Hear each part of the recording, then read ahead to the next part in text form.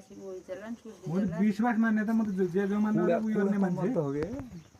सुर्खे तजुर्बो म यो खान्छ भन्ने मलाई थाहा छैन आफै न हिँड्दाखेरि यहाँ घर आउँदाखेरि के भन्यो अङ्कल आइन्दाबाट अनि कुलतमा लागिया थियो यसो उसो भन्ने कुरा सुन्नु हुँदैन यसले आफै भन्यो मलाई थाहा छैन ल ठिक छ भने आयो आइसकेपछि अङ्कुरबाट लिएर आउने बेला त्यसले बडाहरूकोबाट के भन्यो अङ्कल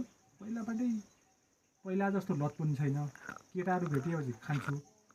अनि खाउँ भन्न लाग्यो खान्छु फर्स्टमा कसले खुवाइथ्यो हम्मेले खुवाइथ्यो अनि त्यस्तो लत छैन दारू मैले अहिलेसम्म खाएन चुरोट चाहिँ खाएँ गाँजा केटाहरू भेटिए थाहा कि खाउँ भनेपछि खाइदिए खाएँ त्यो मेरो पहिला जस्तो लत पनि छैन म छोड्न सक्छु म छोड्छु अनि चुरोट छोड्नलाई पनि सुस्तीको पाकेट लिँदैन तैँले मेला राखेको छु मै त्यही पाकेट एक दुई जोड खाएँ त्यो पाकेट पनि त्यहीँ छ अनि म सुट्दिन्छु अब त्यस्तो हुँदैन भन्यो त्यहाँबाट यहाँ ल्याइसकेपछि 2 दिन हो 3 दिन हो एकै रात सुत्ने दिउँसो राति मैले पनि हजुरै जरी के अरे राति पनि सँगै सुत्ने दिउँसो पनि सँगै सुत्ने जहाँ गयो वहीँ लैजाने अरे 2-3 दिन पछाडि पैका लाग्यो भन्ने पछाडि थाहा पाउँछ क्या अहिले यहीँ चचमाडी अरे भने जोई बहिनी अन्टीसँग अस्ति जड्का छोडेर जानुहुन्छ नि सुधार केन्द्र रोग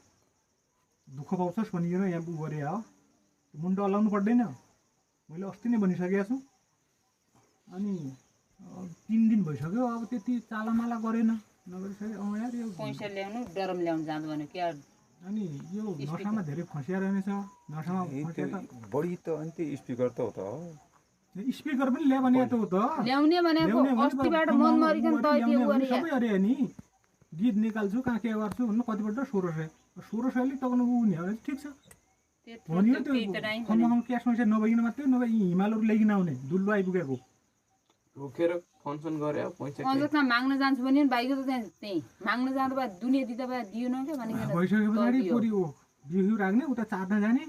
फुपगार चार्ज लाइन जान्छु भन्नु आएपछि फुपगाई गरेर पनि देख्थ्यो अब बिहानै उठ्ने अब कहाँ जाने फुपगार नजा भन्नु पनि भएन किन मोबाइल चार्ज गर्नु जाँदा फुडो बिहानै उठ्ने भइजाने हेर्न लाग्यो पछि अन्त अब यसो हेर्नु गएर फुपगाईहरू देख्थ्यो म त्यो त अब हिउँनु तली जाने ठहर्यो उठ्नु ठाडो लाग्ने रहेछ भन्ने बुझियो मैले के बुझेँ भने मैसँग रुपियाँ पनि माग्दैन मैले त यो विचार गर्नु छ नि त वर्ष पनि धेरै ठाउँ फालेँ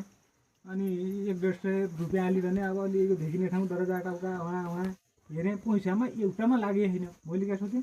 यो कति दोकान पनि जाँदैन पैसा पनि एउटा लिएको छैन त्यसले चुरोट पनि किने